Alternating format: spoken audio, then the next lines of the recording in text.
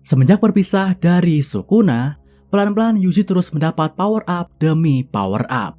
Dari teknik kutukan pembalik, teknik manipulasi darah, sampai tinju pengguncang jiwa, semuanya berhasil Yuji kembangkan dalam waktu 1 bulan. Dan evolusi Yuji ini jelas belum berakhir. Sebagai petarung, Yuji juga selalu bisa berkembang di tengah pertarungan.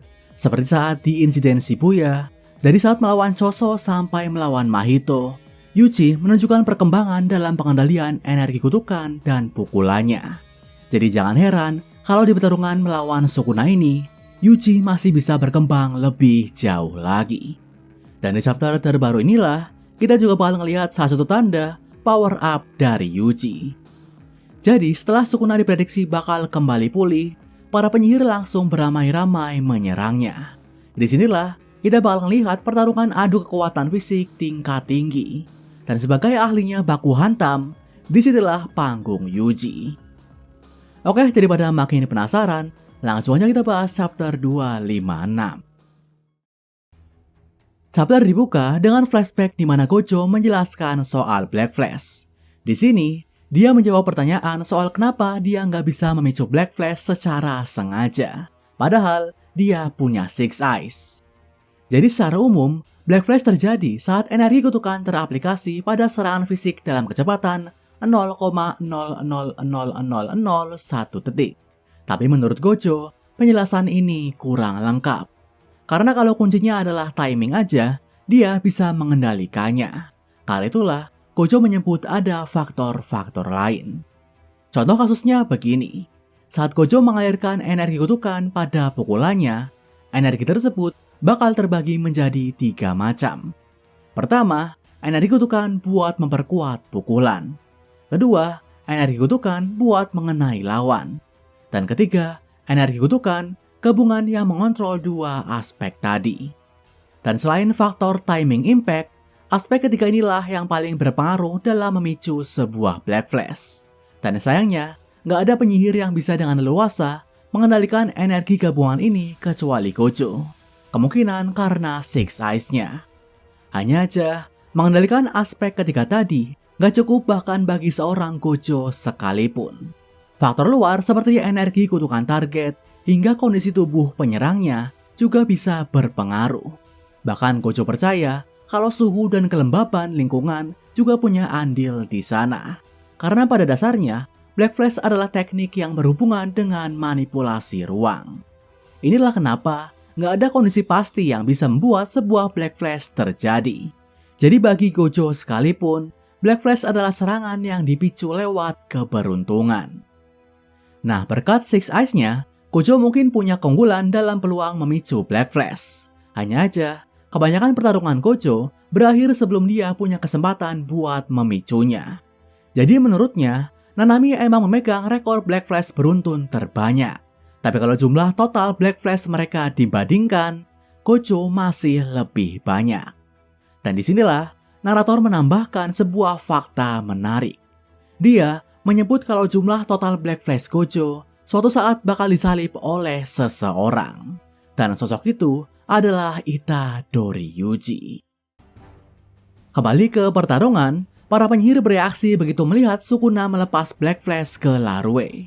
Maki dan Yuji menyadari kalau ini kedua kalinya Sukuna memicu Black Flash, yang mana artinya ada peluang kalau output teknik pembaliknya bisa kembali.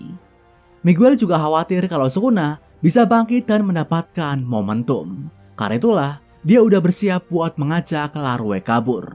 Sementara itu, Choso justru merasa kalau ini adalah saat yang tepat buat menyerang. Di saat ada bala bantuan yaitu Miguel dan Larue, Choso merasa kalau mereka harus bekerja sama dan menyerang Sukuna saat itu juga. Sebelum output teknik pembaliknya benar-benar pulih. Saat itulah serangan kerjasama para penyihir dilancarkan.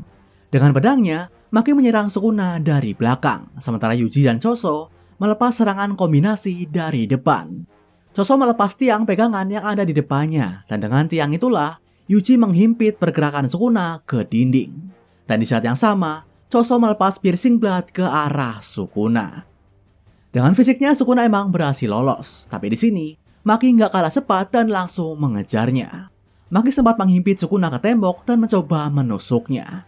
Tapi dengan tangannya, Sukuna sanggup menahan pedang itu.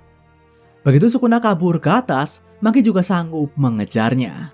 Dengan fisik superhumannya, Maki sanggup bergerak ke atas dengan menjadikan udara sebagai pijakannya. Tapi di sini, Sukuna lagi-lagi menunjukkan antusiasme tingkat tinggi saat berhadapan dengan Maki. Dengan tertawa, Sukuna kembali mendaratkan Black Flash ke Maki. Dengan 3 Black Flash inilah, kekuatan Sukuna pun mulai pulih.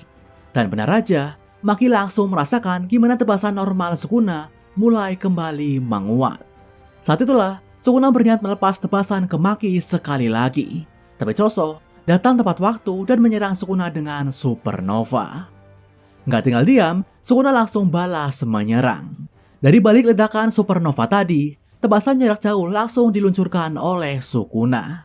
Bahkan di sini, dia langsung berlari ke belakang Choso dan melemparnya ke dinding. Alhasil, Choso pun nggak punya waktu buat menghindar tebasan Sukuna yang udah melayang. Tapi serangan Sukuna nggak berhenti di situ. Begitu Choso bersiap buat melindungi diri dan sibuk dengan dismantle-nya, Sukuna langsung meluncur dan lagi-lagi dengan pukulannya berhasil memicu Black Flash. Darah pun keluar dari mulut Choso, tapi secara luar biasa, dia sanggup meminimalisir luka dengan tekniknya. Sebelum tangan Sukuna berkontak, Choso berhasil membuat pelindung di perutnya tepat waktu. Saat itulah, dia juga berhasil menghambat pergerakan Sukuna dan mengunci tangannya. Alhasil, kesempatan ini pun gak disia-siakan. Dari belakang, Yuji berhasil mendaratkan pukulan yang telak mengenai wajah Sukuna. Nah, seperti yang kita tahu, pukulan-pukulan Yuji ini kan bisa mengguncang jiwa targetnya. Dan dengan pukulan inilah, Yuji sanggup melemahkan output energi kutukan Sukuna, serta kendalinya akan tubuh Megumi. Jadi nggak peduli meski Sukuna bertambah kuat lewat Black Flash, selama Yuji bisa memukulinya, kekuatan Sukuna bisa kembali dilemahkan. Dan inilah yang membuat peran Yuji amat krusial. Sementara penyihir lain bertarung, Miguel mengajak Larue yang udah terluka parah buat kabur. Miguel bilang kalau keduanya udah cukup berkontribusi. Tapi berbeda dengan Miguel, tekad Larue kelihatan lebih kuat. Dia bilang kalau masih ada hal yang bisa mereka lakukan. Nah, kerjasama Yuji dan Choso masih berlanjut. Kita melihat gimana Choso menyerahkan sesuatu ke Yuji. Tapi sebelum kita tahu apa itu, Sukuna udah bergerak dan menyerangnya. Awalnya, Sukuna mencoba menubrukkan tubuh Yuji ke tanah. Tapi dengan sigap, Yuji sanggup memasang ancang-ancang dan bersiap melepas piercing blood. Ternyata, inilah oleh-oleh yang diberikan Choso.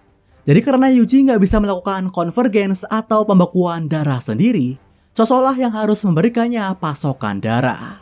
Dan dengan darah itulah, Yuji melepas piercing blood. Dengan jarak yang super pendek, Sukuna nggak bisa menghindar tepat waktu. Alhasil, pipi kirinya dibuat terluka. Dan saat itulah, dia langsung melempar Yuji menjauh.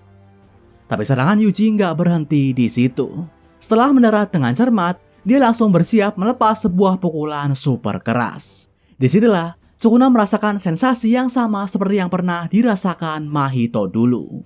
Sensasi di mana Yuji seolah akan mendaratkan Black Flash. Sukuna pun udah bersiap buat menahan pukulan itu. Tapi tiba-tiba, pandangannya berpindah ke sosok lain. Dan sosok itu adalah Larue. Ternyata, teknik Larue nggak hanya bisa menggenggam tubuh targetnya. Dengan perpanjangan teknik kutukan QT Honey, Larue bisa menggenggam dengan erat hati target yang sebelumnya pernah dia genggam. Alhasil, Sukuna seolah dibuat cinta mati dengan Larue. Dia sampai nggak bisa memalingkan pandangannya dari sosok itu. Dan saat itulah, Sukuna yang dibuat mematung nggak bisa menghindari pukulan Yuji. Terjadilah sebuah kilatan hitam yang menyala dengan amat dahsyat. Dengan tinjunya, Yuji berhasil memukul Sukuna dengan telak dan memicu sebuah Black Flash. Dengan serangan Black Flash itulah, potensi besar seorang Itadori Yuji bersinar. Bersamaan dengan sang kilatan hitam, kekuatan Yuji kini telah terbangkit. Itu dia chapter 256 Jujutsu Kaisen. Di chapter ini, kita berfokus dengan penyerangan para penyihir yang tersisa ke Sukuna. Setelah sebelumnya Miguel dan Larue beraksi, Yuji, Maki dan Choso juga kini telah kembali. Dan sekarang, ketiganya lah yang jadi ujung tombak dalam penaklukan Sukuna. Nah sebelumnya, Sukuna sempat mendaratkan Black Flash keduanya, dan saat itulah kemungkinan terburuk telah muncul, di mana output teknik pembaliknya bisa aja kembali. Tapi untungnya sejauh ini, hal itu belum terjadi. Di kasus Gojo, dia emang berhasil memulihkan output teknik pembaliknya setelah memicu 2 Black Flash. Tapi buat Sukuna, dia kelihatan perlu lebih banyak waktu buat mengembalikan kondisi primanya. Dan ini cukup masuk akal karena setelah menghadapi lawan-lawannya sejauh ini, dia udah terlalu banyak menerima nerf. Serangan Sukuna pun baru kelihatan menguat setelah dia mendaratkan Black Flash ketiganya. Di situ, tebasan dismantle normalnya jadi lebih kuat dari sebelumnya. Jadi ada kemungkinan kalau Sukuna dibiarkan menggila dan mendaratkan lebih banyak Black Flash, aspek-aspek lain yang sebelumnya kena nerf juga bisa kembali pulih, termasuk teknik pembaliknya. Karena itulah saat ini, keberadaan Yuji amat sangat dibutuhkan. Jadi di chapter ini, kita juga disuguhkan akan gimana luar biasanya Yuji sebagai petarung. Disinilah kita banyak membahas Black Flash, sebuah teknik yang emang sering jadi andalan Yuji. Jadi, kita mendapat penjelasan gimana sekali lagi ditegaskan kalau Black Flash adalah teknik yang bergantung pada keberuntungan. Nggak ada kondisi spesifik yang benar-benar bisa memicunya. Karena itulah, saat seseorang disebut diberkahi oleh sang kilatan hitam, mereka lah orang-orang dengan potensi besar. Dan salah satunya adalah MC kita, Itadori Yuji. Jadi di chapter ini, narator beberapa kali menyebut soal clue power up Yuji. Pertama, dia bilang kalau jumlah total Black Flash Yuji di kemudian hari bakal melewati Gojo Satoru. Padahal, Gojo adalah sosok yang punya peluang tingkat tinggi buat menerapkan Black Flash karena punya Six Eyes. Jadi di sini, narator seakan bilang kalau Yuji bakal mencapai sesuatu yang bahkan Gojo aja nggak bisa. Dan dari flashback di awal chapter, hal yang Gojo nggak bisa adalah menguasai Black Flash sesukanya. Karena bagi Gojo sekalipun, Black Flash adalah teknik yang terpicu karena keberuntungan. Jadi apakah Yuji punya sesuatu yang membuatnya beda dari penyihir lain? Jawabannya mungkin ada. Selain disebut diberkahi oleh sang kilatan hitam, Yuji juga punya energi kutukan sang raja kutukan. Bahkan sekarang, dia punya tinju pengguncang jiwa, sebuah serangan fisik yang pastinya juga bisa memicu Black Flash. Jadi bisa aja, adanya faktor-faktor inilah yang menambah peluang Yuji buat menguasainya. Terus, Black Flash yang dilayangkan Yuji di akhir chapter tadi juga kelihatan berbeda dari biasanya. Kita bisa melihat gimana kilatannya lebih besar. Dari sinilah ada asumsi kalau Yuji berpotensi nggak hanya bisa menguasai Black Flash, tapi juga mengevolusinya. Jadi mungkin berkat diberkahi oleh sang kilatan hitam, punya energi kutukan Sukuna, serta punya tinju penguncang jiwa, Yuji sanggup mencapai evolusi itu. Bahkan sang narator menyebut kalau serangan ini adalah awal dari kebangkitan Yuji. Inilah yang jadi clue kedua soal power up sang MC kita.